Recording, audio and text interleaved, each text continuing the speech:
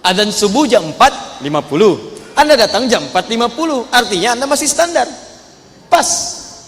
Dipanggil, pas datang. Sholat kita masih standar, memenuhi unsur yang standar.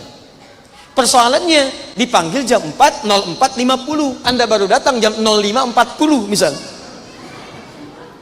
Maka sholat kita sedang di bawah standar di situ, nilai waktunya. Nah, apa persoalan terpentingnya? Fokus baik-baik ya. Mohon izin, maaf. Sholat standar itu teman-teman, jangankan bercita-cita membangkitkan umat Islam, yang nggak bercita-cita pun standar juga.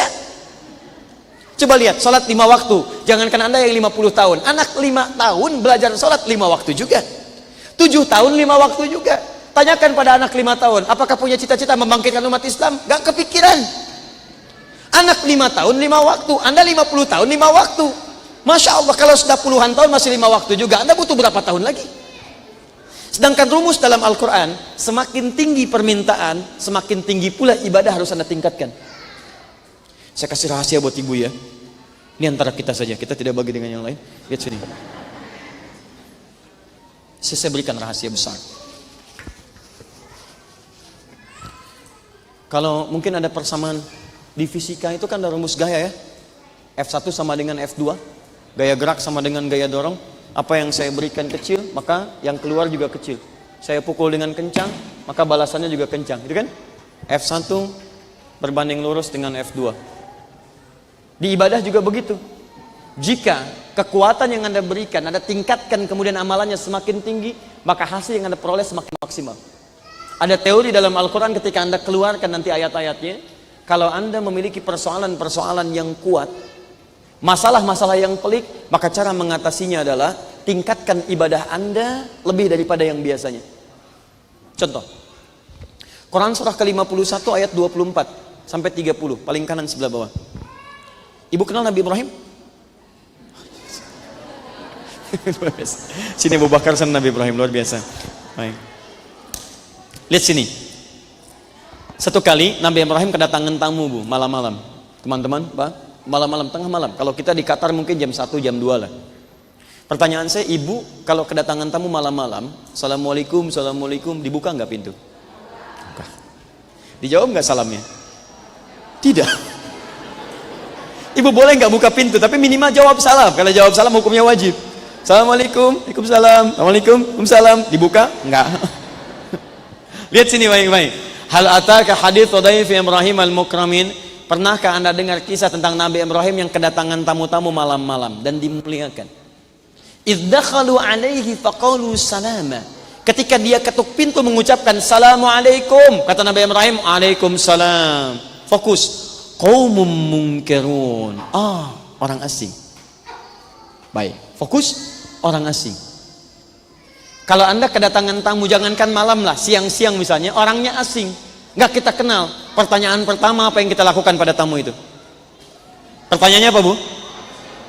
Siapa, ada keperluan apa, dari mana? Cara pandang Nabi Ibrahim beda dengan yang biasanya. Perhatikan baik-baik. Ini orang asing, orang jauh. Kalau bukan orang sini berarti olah, capek. Kalau orang lelah berarti harus dimuliakan. Tidak banyak bertanya macam-macam, dipersilahkan duduk. Faragha ila ahlihi faja'a bi'idlin samin.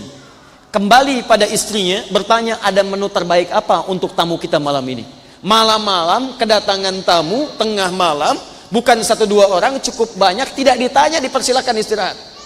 Langsung cari menu makanan, tidak ditemukan. Yang ada cuman lembu, anak sapi, sempat-sempatnya nyembelih anak sapi malam-malam, bikin gulai, Bu.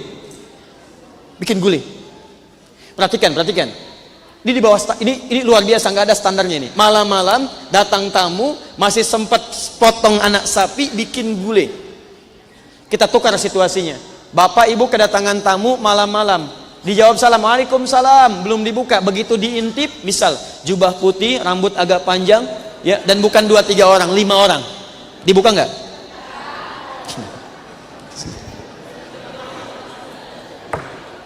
Sekarang lihat, belum selesai.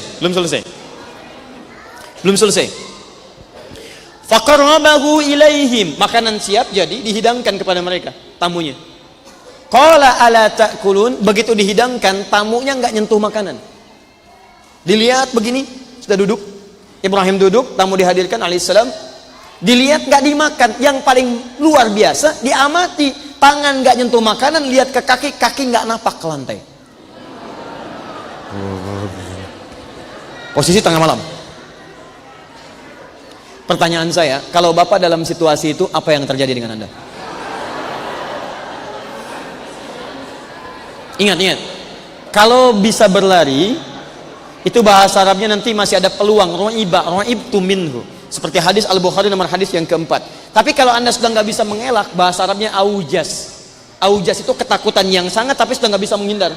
Bagaimana Anda mau lari? Anda di tengah-tengah di sini, di kerumun di sini, di hadapan Anda mustahil bisa lari. Makanya kalimat Qur'annya diksi yang dipilih bukan ro'iba tapi aujas. Fa'aujasa minhum khifah. Maka Ibrahim alaihissalam merasa takut luar biasa dan tidak bisa menghindar. Tapi yang dahsyat bukan itu. Perhatikan ayatnya. Qalu la takhaf wa basyaruhu bighulamin alim. Mereka katakan, kamu nggak usah takut, dan mereka datang membawa kabar gembira, istri Anda akan melahirkan punya anak yang sangat jenius, cerdas. Saat itu Nabi Ibrahim sedang bersama Sayyidah Sarah. Maaf, Sayyidah Sarah divonis secara medis, secara klinis, maaf ibu ya kalau bahasanya kurang menyenangkan, sudah monofos dan divonis tidak mungkin punya keturunan, mandul monofos. Secara medis mustahil, secara klinis gak bisa. Tapi lihat, Ibrahim melakukan satu amalan yang luar biasa. Standar menerima tamu di tengah malam, sulit untuk dibuka pintu. Beliau buka pintu. Salam, ibu katakan tidak dijawab, beliau jawab. Tanya, Anda katakan diwawancara. Dari mana? Keperluan apa? Nabi Ibrahim tidak cara berpikirnya. Tamu, ada sesuatu, capek, silahkan istirahat. Minimal tanya, silahkan. Tapi yang ini tidak. Cari makanan, sembelih lembu, hidangkan bentuk gulai. Ketika maksimal diberikan, bukankah hadis Nabi mengatakan, man kana yu'minu billahi wal yaumil akhir falyukrim dhaifa. Siapa yang merasa beriman pada Allah dan hari akhir, muliakan tamunya. Nabi Ibrahim memuliakan tamu di atas rata-rata. Maka Allah pun anugerahkan kepada beliau pengabulan yang di atas rata-rata. Secara standar, gak mungkin perempuan yang divonis mandul kemudian monopos bisa melahirkan. Kata Allah, gak ada yang mustahil bagi saya. Melakukan amalan luar biasa, diberikan kemudian hadiah yang luar biasa. Kalau Anda mau kumpulkan silakan. Nabi Zakaria ada amalannya. Quran surah kemudian di surah 3 misalnya ayat 37 sampai dengan 39-nya.